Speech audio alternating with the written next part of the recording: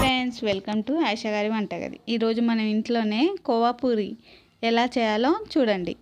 కొబ్బరితో కాకుండా కోవతో రెడీ చేయాలి. చాలా సింపుల్గా అయిపోతుంది. ఇంట్లో ఉన్న ఐటమే. ఒక పెద్ద కప్పు మైదా, ఒక 100 గ్రామ్ కోవా. కోవా అంటే ఇక్కడ సూపర్ మార్కెట్లో దొరుకుతుంది. పచ్చి కోవా పాలతో రెడీ చేస్తారు కదా, ఇది కోవా అంటారు.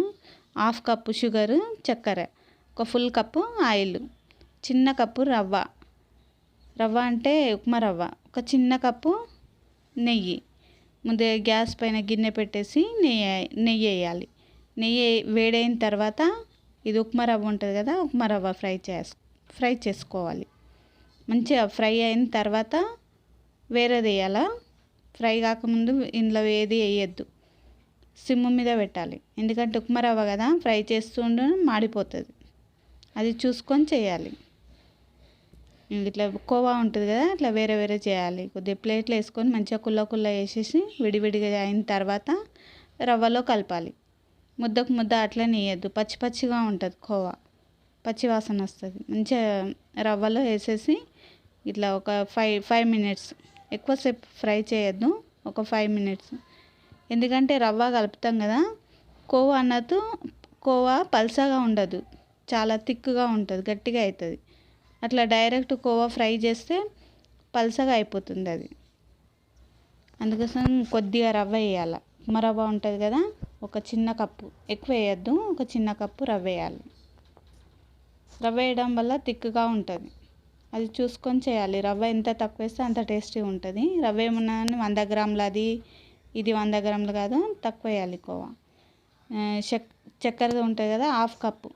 ఎక్కువ పట్టదు దీంట్లో, ఎందుకంటే కోవా తీయని ఉంటుంది కదా, అందుకోసం షుగర్ తక్కువ పడుతుంది దీంట్లో. ఇట్లా మంచిగా కలర్ మొత్తం చేంజ్ కావాలా. కొద్దిగా కలర్ చేంజ్ అయిన తర్వాత తీసేసి పక్కన పెట్టుకోవాలి. ఒక ప్లేట్లో తీసేసి ఒక 1/2 అవర్ చల్లగా అయితే టేస్టీగా ఉంటుంది అది. మరో గిన్నెలో ఇట్లా మైదా పిండి అయినా సరే, గోధుమ పిండి అయినా సరే, మైదా పిండి అయితే టేస్టీగా ఉంటుంది అంటారు, అందుకోసమే మైదా పిండి వేయడం బెటర్.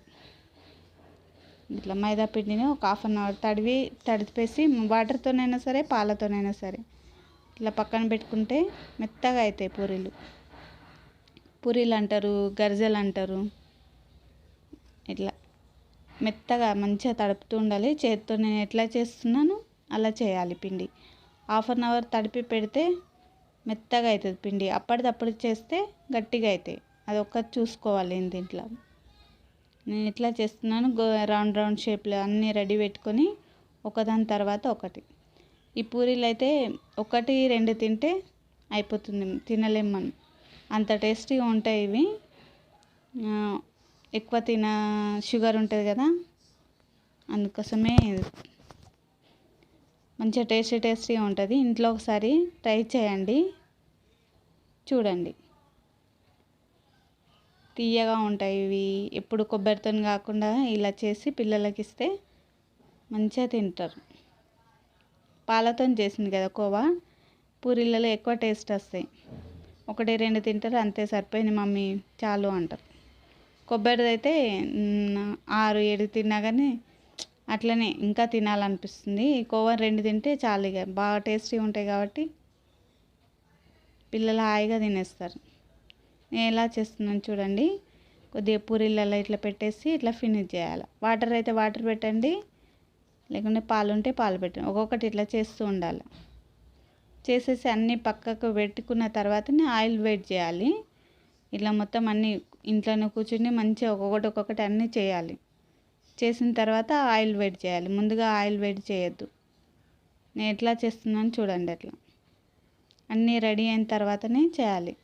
ఒక స్పూన్ వేసేసి ఇట్లా స్పూన్తోనన్నా, గ్లాస్ ఉంటే గ్లాస్, మీ ఇష్టం, చెంచా ఉంటే ఏ దాన్ని బట్టైనా ఏ డిజైన్ అన్నా చేసుకోవచ్చు.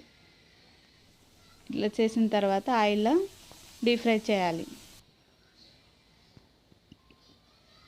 చూడండి, ఇట్లా చేస్తే మంచిగా పొంగుతాయి. కొద్దిగా మైదా తడిపేటప్పుడు కొద్దిగా సాల్ట్, కొద్దిగా ఆయిల్ వేసి ఒక 1/2 అవర్ పెడితే ఇట్లా అవుతుంది, మంచిగా పొంగుతాయి పూరీలు, గర్జలు. అట్లనే అప్పటిదప్పుడు చేస్తే పొంగదు. మంచిగా కలర్ వచ్చిన ఉంచుకోవాలి. రెడీ రెడీ పూరి గర్జలు రెడీ.